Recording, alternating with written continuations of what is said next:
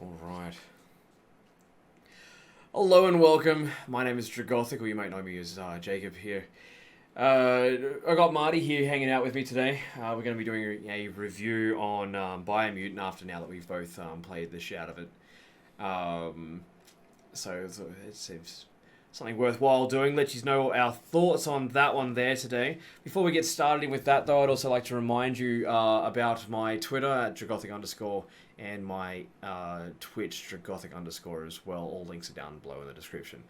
Make sure you leave a like and subscribe if you enjoy the content you get today. And don't also forget that we have got Instagram, which is Jacob Berlin Briscoe. And I basically post everything in my daily life. It's usually a daily post on there as well. Very interactive on all social medias, including the comment section down below in YouTube here. So feel free to leave a comment down below. I pretty much reply to everything, unless you're a dick, and then fuck you. I don't know. So I'm just going to go over to here really quick. There we go. Enjoying our nice new backdrop here for this. A very recent addition to the stream setup.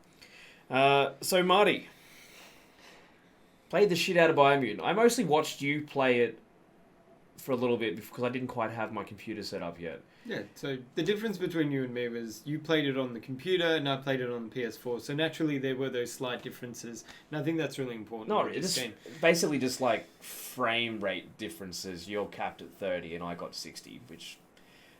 and after watching it on the PS4, it really looked marginal. Fur on my stuff looked pretty. That's about it. It always looked pretty. But I got a 3090, so it's not really... a contest. It's not really it's already overkilling for everything, so it doesn't really matter.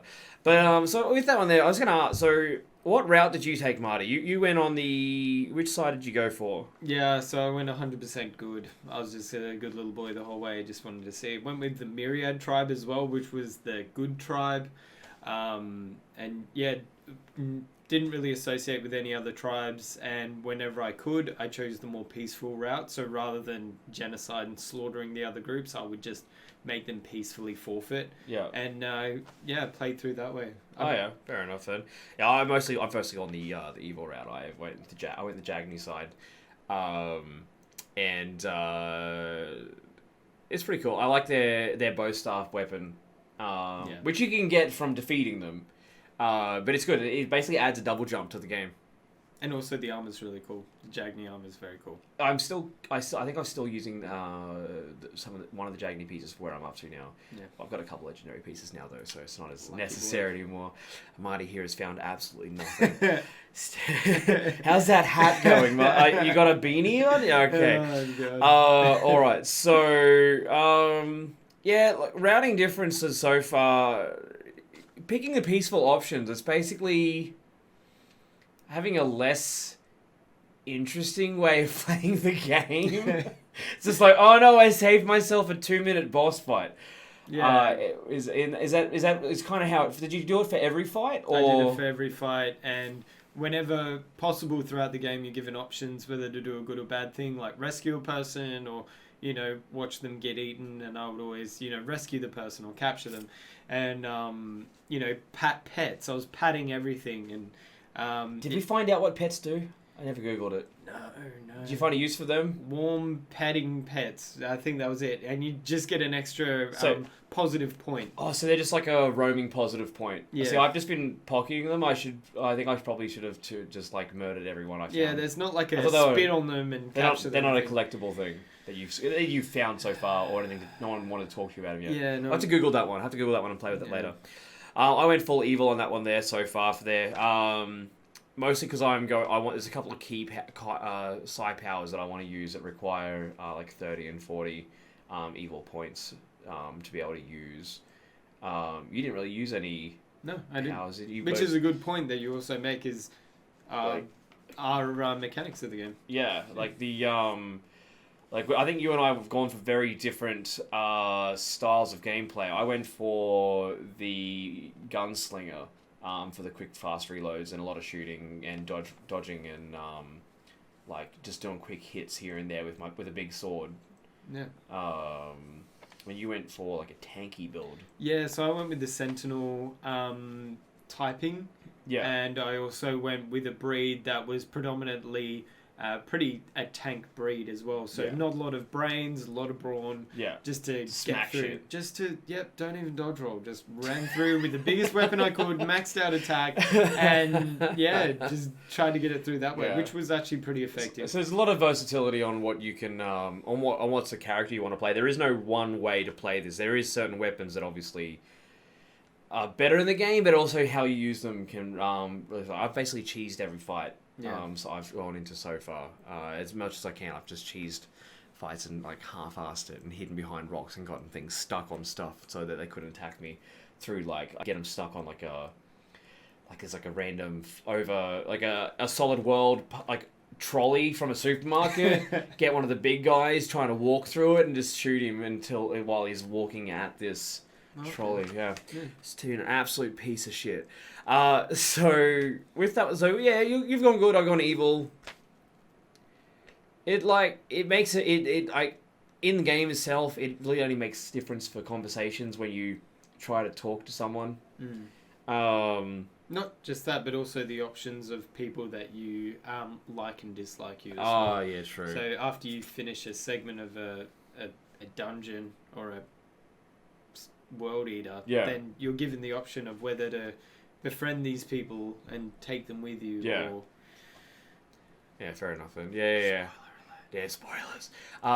We're doing half spoilers. We're not doing full spoilers today, so we'll see how we go. You can watch gameplay for it if you want to watch gameplay. Graphics-wise, I find the graphics to be rather... It's well made for the comical style that it's gone for. Obviously, I've had a very high resolution option with the 30. I've had everything maxed out on as PC specs would have it. Everything's very vivid green. I don't get any frame stuttering. I get a little bit of motion blur when I'm trying to turn around, even though I got motion blur turned off. And I turned down my camera to try and like adjust for that, but I guess that's just part of the early game adoption you get with AAA games nowadays. But yeah, no, I did like how green everything is. I would have liked more interactive scenery. Okay. But yeah, what about yourself? Yeah, well, I'm a bit of a nostalgic game player and a bit of a completionist as well. So I love like Banjo-Kazooie, Conker's Bad Fur Day, very nostalgic. I love Jet Force Gemini as well, how they kind of had those comical elements with the characters, farting and making weird noises and burping and having large oversized guns and weapons. I think that was really cool. I love the art style as well. Yeah. So how everything had its own kind of steampunk element throughout in that post-apocalyptic world. Yeah. I thought it all... as a whole world, I think it was a really nice layout and very kind of organized in the way of where you could go and what you could do. And I love the different, basically cultural... All right, brief intermission break because pizza arrived. Don't mind us. We are impeccable. It's always production quality here. All right, so you were saying nostalgia because of your other games are there. We don't need to re-say it again. It's already there. I'm not going to delete it. You were talking about how it brought back memories of Banjo-Kazooie and stuff with the graphical in place. Yeah, and the slight little cultural elements they put in as well with the costumes and the different clans as well being...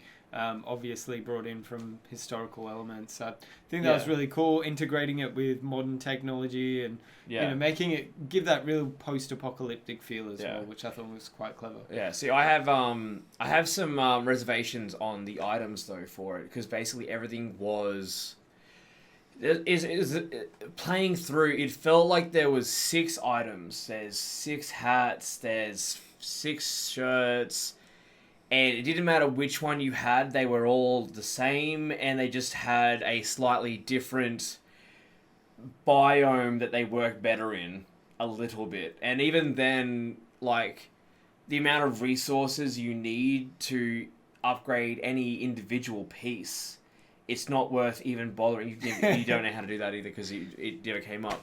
No, use the same weapon I had at the start and just... Yeah. The amount of resources, you need a large amount of resources to do like actual physical grade upgrading on your weapon. Yeah. And which is fine. It's just that you have to do a lot to get to that stage. But then it also makes it feel like you can't waste resources on random stuff. I do believe that in the new updates they have they've heard this complaint a lot, obviously, and they adjusted some stuff inside of the gameplay for there. So they brought out more items. They brought out more rarities. So say you might have a new item. You'll have an item. It's like a hat. We'll just say a hat, right? It says this hat can come in common, uncommon, rare, legendary, all the way up until a certain point, and then they'll have different stats because that's the biggest problem that I've had just in seeing there that it really stats don't particularly change much. You find a nice item, it's got 20 points of defense. You find another item that's the exact same shirt, it's got 15 defense, and like I've literally had the same shirt on for like 10 hours of grinding out locations. And every shirt I find, I've just gone fucking trash. Yeah. Which you actually bring up a good point that I'm sure we'll circle back to, which is game development as well. Yeah. Which is a very good point. Yeah. So that's with that one there. But what about control though? For like the fighting and jumping around. So my particular gameplay was definitely hack and slash. I just wanted to get in there and cut up some baddies, because that was the old days, attack for B, jump for A. That's all I really wanted to do with this game. And they had a lock-on system, which was probably the worst thing, because most of the time I would just go in there and have to freestyle it because the lock-on system would be just shooting all around the field. You'd be trying to take on the big bad and there'd be 3 little minions around you and all of a sudden you'd just lash out at the one in the corner. And so that one, they didn't actually have a lock on for the original release for the melee. It was if you directioned yourself at one guy, it would keep attacking that guy and then you would flick another direction and it'll flick itself over. And that's what the forced... It's like an unintuitive change of momentum.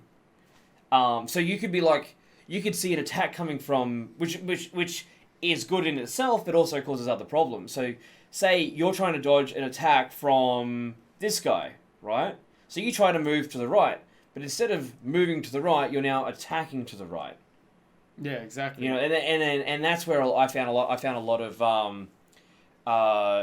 issues with it. You'd basically be like, do I have someone to attack over here, or am I going to dead swing, stay where I am? Exactly. I can see that guy's there. Is it going to lock onto that from here? Because it's not quite in that 45-degree camera line. I know he's there. And then when you're fighting someone behind you, it felt like it would only do a half as much as a dive with the melee attack, it was very weird. Like, it made spacing feel very difficult. Yeah, I found, and very clunky. Which is why I found myself a lot of the time just dodging and barrel shooting around things, just unloading copious amounts of ammo. Yeah. Just to whittle things down because it was simpler mechanic wise. Yeah.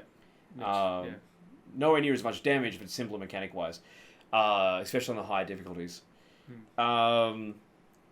Other than that, some of the other stuff I did enjoy, being able to double jump, being able to extend that with the Jagni staff, because you do like a little hover, you can do like a little hovercraft, helicopter thing. Which is a pretty big deal because the world building and the way that the world is, you actually need to go to certain places to get an upgrade of your automaton so you can actually glide and do things like that, and that's something that the game didn't tell you about. So in case anyone's wondering, you go and talk to some big floaty dude that's just north of where you start the game. You just go towards the center world tree and you go and talk to some big guy who shows up in your dreams sometimes, and he'll give you a grasshopper upgrade. You and me both. So yeah, he's spread out throughout the world. So look for him. The game doesn't really explain it to you, and you might just think he's a normal NPC, and which is understandable why people missed him, because the fact is NPCs are useless to talk to. Yeah. They all repeat the same thing.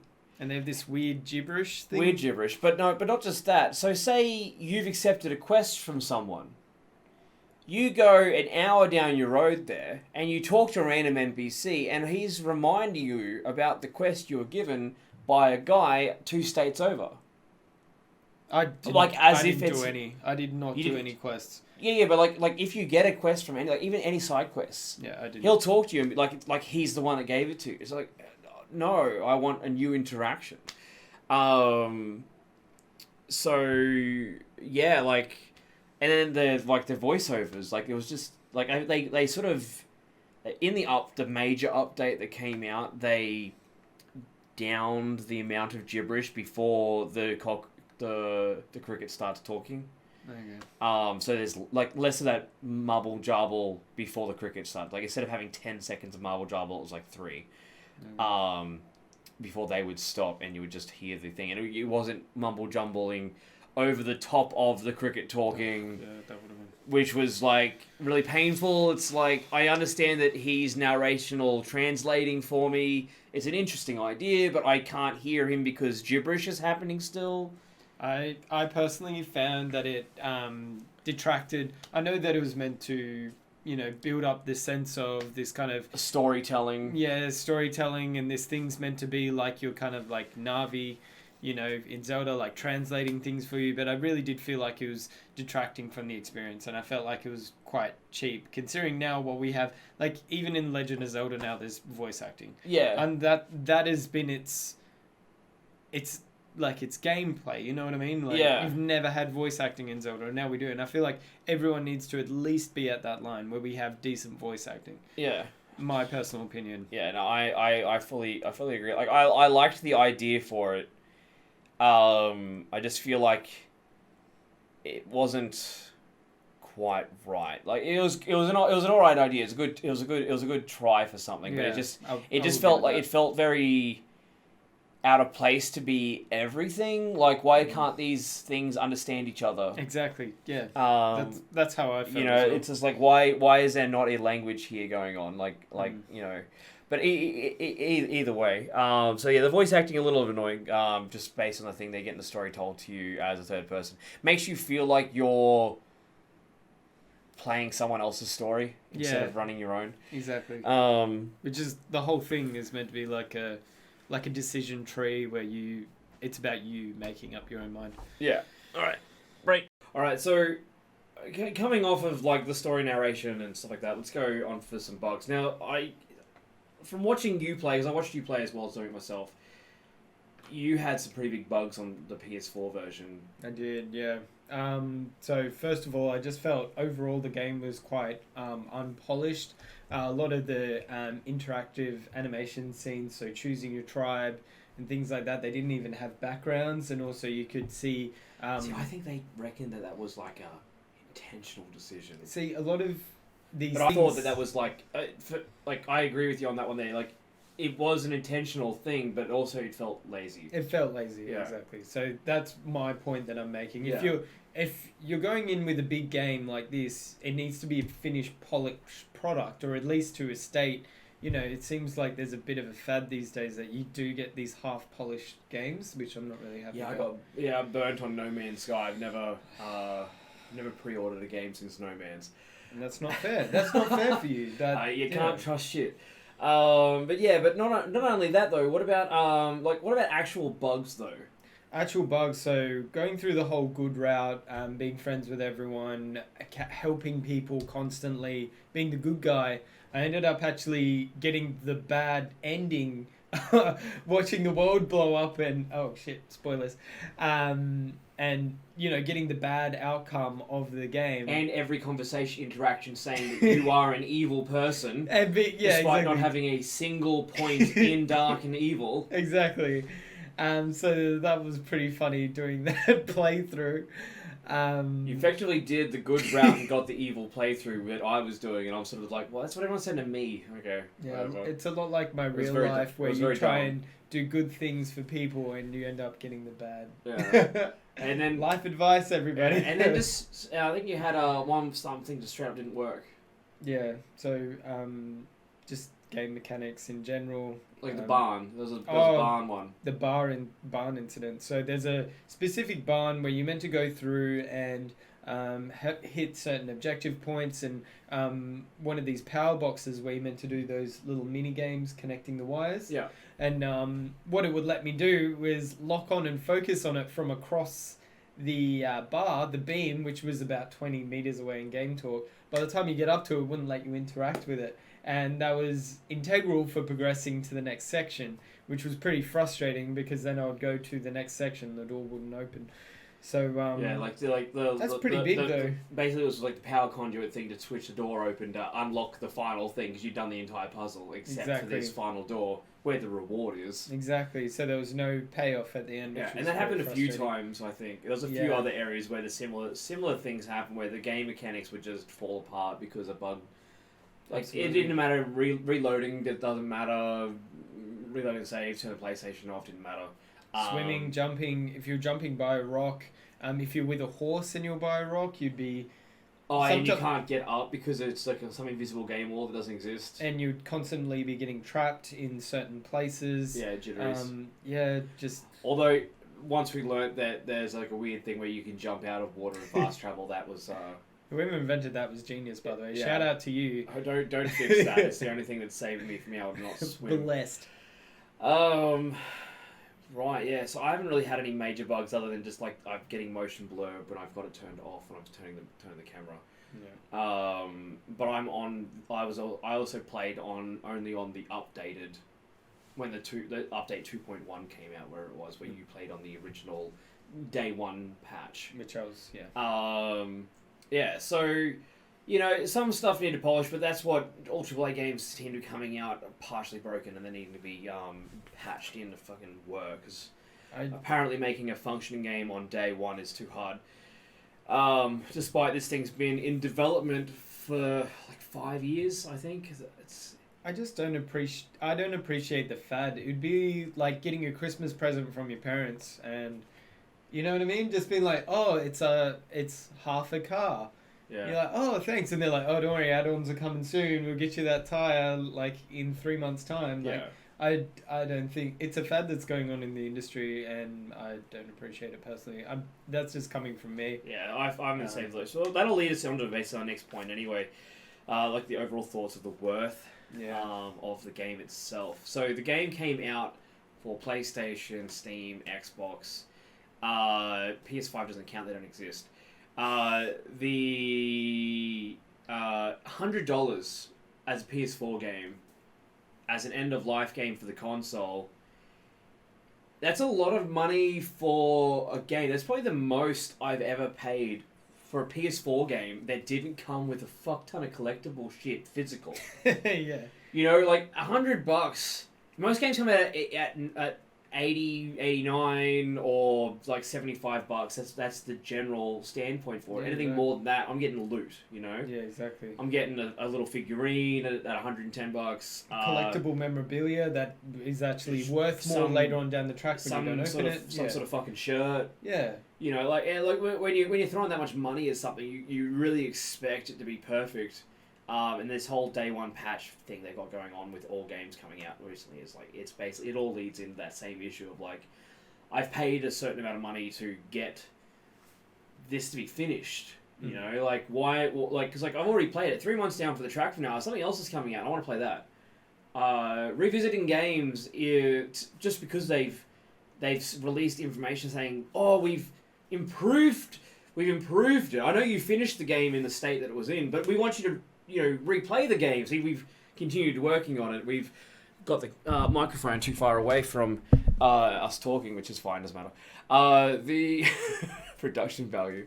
At least we're giving you a finished product, guys. Yes. I'm not trying to tell you stories about how good my production value is. At least we're upfront about it. That's the difference, alright? We're not going to sell you a $100 YouTube video that's... Yeah, so look, honestly, after playing the game, it's incredibly average. For me personally, I feel like, and this was brought up to my attention by my brother as well, who is a very avid gamer as well. It's basically a game that's been built to do things. It's had so many small things thrown at it that it's basically, you heard the saying of if you have enough people trying to build a horse, I was just thinking that you're going to get a camel, Yeah. and then eventually the camel's back's going to break. Yeah. This has so many little things they tried to do. It didn't execute anything perfectly. It just Yeah. threw everything at it. And certain mechanics I've had to deal with once that wasn't explained, like being able to knock back a grenade to hit in the myriad. When you're fighting the myriad, the first tribal thing you go to go into the thing, they're shooting the grenades at you, and you're like, the fuck am I supposed to do? And you try to hit it, but you can't actually hit it properly unless you stand in exactly the perfect spot. And even when you do hit it, it's not necessarily going to go back towards them. But that's a mid battle kind of mechanic that no one explains to you. But it was tutorial-less. It had no information. It didn't tell you to do it, and then it was never brought back up again. In one instance, I've never seen it again. It's just like, well, why was this a thing one time and you made a big deal about it, and it's not something that's following through. You know what I mean? It's weird. And so it's basically the standing point for it is this game, for what it's done. There are games that have done what this game has done 5 years ago. I would agree, yeah. And On graphics old as well. gen, same graphic level, which can come down to your art style preferences a little bit, but basically same graphical style, better mechanics on games 5 years ago on the same hardware. Yeah. You know, where's the progression? You know, this has been in development for like 5-6 years. You know, whatever the date that this started in. Yeah. And it came out unfinished, unpolished, and it didn't do anything amazing Or new, yeah. You know, it feels it is $100. Yeah, and the storyline was, you know, very... It's like, kind of like Fable, I guess, but at least Fable executed this like new thing where this kind of just like, oh, Fable was a good idea. I think I'm gonna just whip that in at the last minute and see what happens. Yeah, stealing stuff from everyone else. But then it's like copy your homework. What really can you do with the world ended? You know what I mean? Like that's kind of its own concept. Either the world ended, you either live in it or you get away from it. That's the two options. You know, you don't. You know, it's a post-apocalyptic storyline. You can either live in it or leave.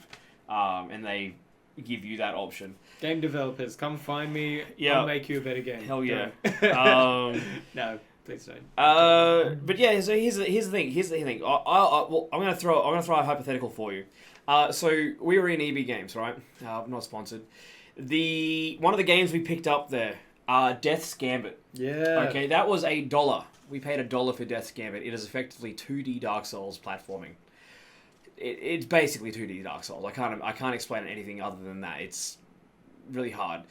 Oh my god, it pisses me off so much. That game there, we were over at your place playing on the PS4. We have probably sunk 12 hours into it and got nowhere, right? Would you still play it tomorrow? Absolutely. Okay, cool. BioMutant, you sunk about 15 hours into to finish the game. You gonna do another playthrough? So that's the main question here. $100 game, BioMutant, is it worth 100 Death's Gambit? No. Not worth 100 Death Gambits? No. But we're talking about an industry thing now. Yeah. Where indie games and these new developers are coming through with some pretty fantastic stuff. And pretty addictive gaming, which I'm really kind of excited about. Yeah, I want to see some more stuff coming up. Yeah. So that's kind of where our thoughts are at. The game's basically an average 3 out of 5. Like Dragothic. We're gonna put the symbol there. We're a thing. We're a reviewist now. That's our jam. So 3 out of 5. It's very average. Worth $100? No. Worth $70? No. The PS4 is about to get outmoded. $50 on sale, 45. Yeah, I'm starting to think about it. I wouldn't pay anything more than that, really. The game's all right. I think you'd enjoy it just as much watching someone else play it on YouTube. Speaking of which, I have a playthrough, which I don't even know if I'm going to finish. Look, honestly, I'm... That's why we made this. This is the love letter to BioMutant. Briscoe couldn't even get through it. Proud of you, buddy. I went back to playing Skyrim because I'm like, you know what? I want to do anything else. Look, saving grace. I watched him play it to completion. I'm like, okay, I'm going to do it on the other side now, and I just can't be fucked. Like, it's done so mediocre that I'm just like, you know what? It seems like effort to go through and record this, and I'm like, am I enjoying playing this, or am I doing it because there's an objective to get to? And honestly, I'd rather play Kenshi, or what was it, fucking Bannerlord 2 that I've got going on there at the moment. Yeah. Just like you shouldn't have to put effort into wanting to play a game. I think no, that's a loss. I chose to clean my room. Jesus. One afternoon, like it's just it's not thrilling at the moment for me how it's currently sitting. Maybe in the future when they've done more patching, actually brought more content into it, fixed the NPC conversation line so it doesn't sound so much like you're just talking to one of 6 dialogues, which are very close-ended dialogues. There's no interaction to go with any of them, in the most part. So overall, best, worst, most interesting about the game. Go. The best thing, some of the combos that you can get up, you can do to do some of the cool attacks. The worst thing, everything you need to do to get that combo, and probably the NPCs. Oh wait, no. You know what? No, I changed my mind. The worst thing about this game is its fucking cookie cutter design. Okay, so you take over a new town, right? Take over a new town. Yep. I have a loot path. Yeah. And when you can go to the 4th one in a row and follow the same loot path, like literally finish the conversation with your Jagni leader, walk out the door to the right. I can literally cite this off to you now. Walk out the door to the right, there's a chest. You go 20 meters to the left, there's a door. You go through the door. You open up a chest on the right, you open up a chest on the left. You go through the door to the right-hand side, out the back. You then look over to the right. There's going to be a little inlet there with a cooking area. You go into there, you open the one box. You then go backtrack to the door you just went through. Go a little bit further past it. On the right-hand side, there's going to be a box. You're going to go straight ahead. On the left-hand side, it's going to be an open area with no door. You're going to go into there. There's going to be 2 boxes. You're going to do that, come back out. You go through the door in front of you. It's a 1-bedroom place. You're going to open up one box, come back out. You're going to go out down that road. You're going to jump over the right-hand side of the bridge to go onto the top of a roof of a building, jump over to another building, go into there. You're now in the outside area. You're going to do the 3 doors inside there. You're going to walk past the exact same NPC that has nothing to say to you in front of a bonfire. You're going to go in through there. You're going to open that one up there. You're going to walk around. You're going to realize that you're back in front of your Jagni leader going, fuck, I ran out of places to go. You're then going to go into the main town center. And you're going to talk to the exact same NPC sitting next to the blacksmith with a quest. Because he has the local area quest. And that's your town. Oh, wait, no, sorry. Next to the door, there's a shrine. That is it's literally, I've been to, every camp I went to is exactly the same. And I literally, as I'm doing the playthrough, going, all right, guys, let's, as a joke, I'm like, haha, let's do the same loot path. And it was. I'm like, fuck. Fuck. All right. You're intensely angry about this. I love it. I think that's interesting as well. Oh. That is interesting. Dude, you bounced the table. Yep. Best would be the nostalgia, the art style. Absolutely loved it. Loved the comical little aspects of the creatures, and I like characters design personally. I like the post-apocalyptic world, and I like the overall outlay of the map. I thought that was very cool, and fast travel was very handy as well. Worst was probably everything Briscoe mentioned, and most interesting was I even though I didn't do it, I personally felt the mechanics were interesting if they were developed further, and I would like to see maybe a BioMutant 2 or maybe like a spin-off game on like a 3DS or something. I think that would be really cool.